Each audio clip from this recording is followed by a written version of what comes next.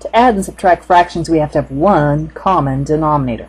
So I draw a line and write LCM to remind me of what I'm doing. M is multiple. So I'm going to go back to the first denominator and change it into multiplication by factoring. I break down the first term and the last term, and I check the last sign. Plus indicates they'll be the same, they'll both be subtraction. My second denominator does not factor, so I put parentheses around that to indicate that I tried, but it didn't factor. C is common. X minus 5 might be common to x minus 5, but you can't look within the same fraction to try and find something common. You have to look among the separate fractions to find a common factor.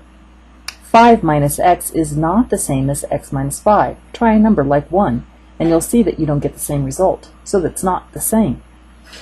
So what we can do is write this backwards. We can write x minus 5, but it's not the same.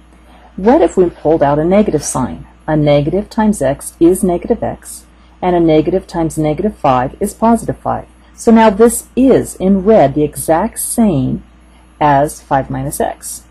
But I'm going to take this negative sign and move it to the numerator so it doesn't get lost. I always bring up my negative signs. So now what we do have common is an x minus 5. Let's indicate that we've used this x minus 5 with that x minus 5 in two separate fractions as our common. Since there's nothing else common, we'll do our leftovers. And our leftovers is anything that has not yet been used. And since this x minus 5 has not been used, it needs to be part of our LCM. So our first fraction is complete. The denominator is the same as our LCM.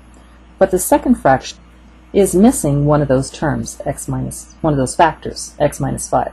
So I put that factor in the denominator as well as in the numerator.